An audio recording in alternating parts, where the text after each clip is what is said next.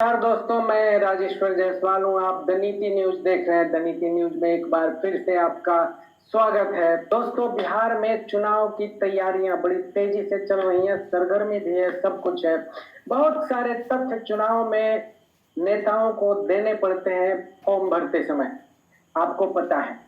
इसके पीछे की एक सच्चाई यह भी है, लोकतंत्र के पीछे बहुत सारी कहानियां हैं। किन लोगों ने इसके पीछे काम किया है, किनका मेहनत काम आया है कि आज हम और आप सुरक्षित हैं, हमारा लोकतंत्र सुरक्षित है। अपने देश के अगल बगल के जितने भी देश हैं, अभी हाल में नेपाल में कुछ घटनाएं घटी हुई हैं और घटित हुई हैं और अभी भी घट रही हैं। तो हम सब देख रहे हैं कि हमारा भारत है, हमारे देश का लोकतंत्र कितना सुरक्षित है, संरक्षित है और मजबूत है और दिन पर दिन होते जा रहा है। लेकिन इसके पीछे बहुत सारी संस्थाओं और बहुत सारे व्यक्तियों का योगदान होता है। उसी में से एक व्यक्ति हैं प्रोफेसर जगदीप सिंह छोकर। एडीआर के ये एसोसिएशन फॉर डेमोक्रेटिक रिफॉर्म्स के ये संस्थापक सदस्यों में से एक थे। आईआईएम अहमदाबाद में भी ये प्रोफेसर रह चुके हैं। आज उनका देहांत हो गया। बड़े दुख के साथ कहना पड़ रहा है कि आज उनका देहांत हो गया।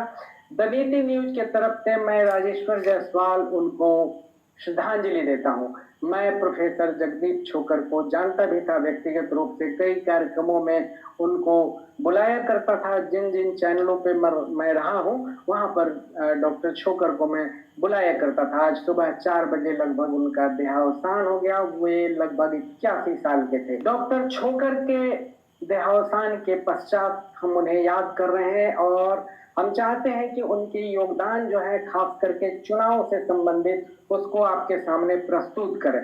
कुछ संक्षिप्त जानकारियां जो है दोस्तों वो मैं दे रहा हूं। जैसे एडीआर की स्थापना जो है उसमें उनकी महत्वपूर्ण भूमिका रही है। आईआईएम अहमदाबाद के प्रोफेसर रहे डॉक्टर जगदीप छोकर ने एडीआर की नींव रखी थी ताकि राजनीति में पारदर्शिता और जवाबदेही लाई जा सके। चुनाव सुधार आंदोलन जो है वो एडीआर का मुख्य काम था। एडीआर के जरिए सुप्रीम कोर्ट में याचिकाएं दाखिल की उन्होंने। उनके और भी साथी उसमें साथ थे उनके, जिससे उम्मीदवारों के लिए शैक्षिक योग्यता, आपराधिक मामलों और संपत्ति की घोषणा करना अनिवार्य हुआ। उसके पहले ऐसा नहीं था। बहुत मेहनत किया है जगदीप छोकर और उनके जो टीम के सदस्य थे उन सभी लोगों ने। एक और था कि मतदाता जागरूकता। एडीआर ने माई नेता .info जैसी पहल शुरू की जहां जनता चुनावी उम्मीदवारों की पूरी जानकारी देख सकती है। अभी भी है, प्राय लोग जो रिसर्च करते हैं ये वहीं से लेते हैं। ये बताते हैं, बहुत सारे चैनल वाले बताते हैं, तो बताते हैं कि ये इसमें कितने नेता गुंडे हैं, कितने मवाली हैं, कितने के खिलाफ कितना केस है, कितना कितना पैसा बनाया है किसने, ये सब जानकारियां वहां मिल जाती हैं।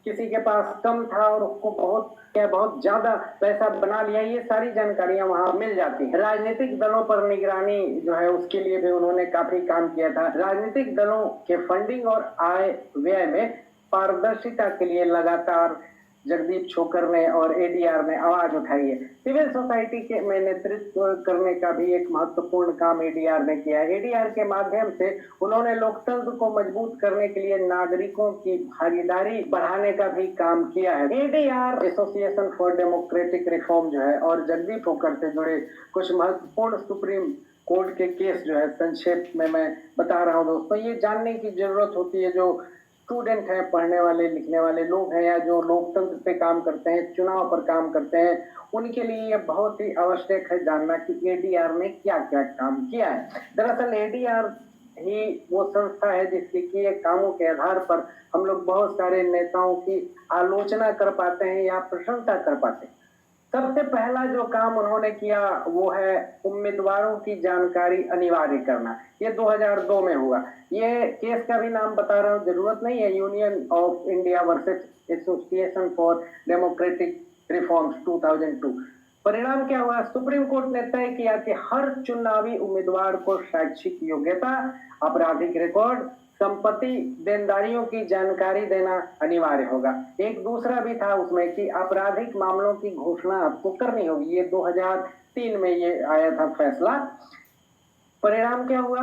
मतलब जो मामला दायर किया था एडीआर ने, उसका परिणाम यह हुआ कि कोर्ट ने कहा कि मतदाताओं को यह जानने का अधिकार है कि उम्मीदवारों पर कोई आपराधिक मामला लंबित है या नहीं।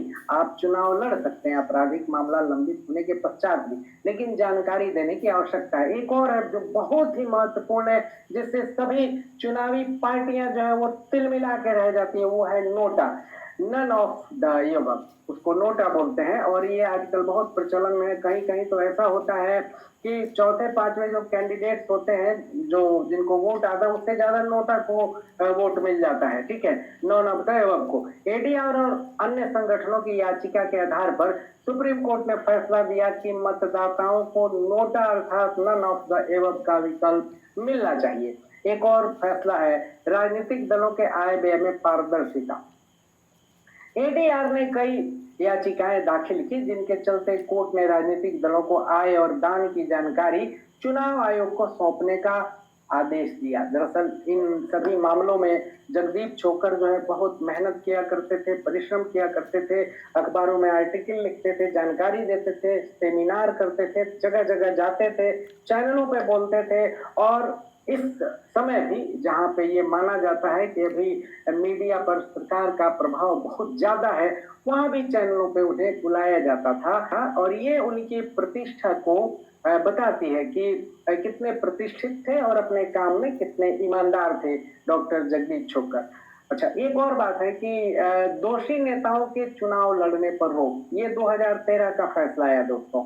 और इसमें मालूम है कि बहुत सारे नेता जो हैं वो चुनाव नहीं लड़ सकते। ये एडीआर का ही योगदान है। एडीआर और अन्य याचिकाओं के आधार पर सुप्रीम कोर्ट ने कहा कि अगर किसी सांसद विधायक को गंभीर अपराध में दोषी ठहराया जाता है तो वह तुरंत अयोग्य होगा।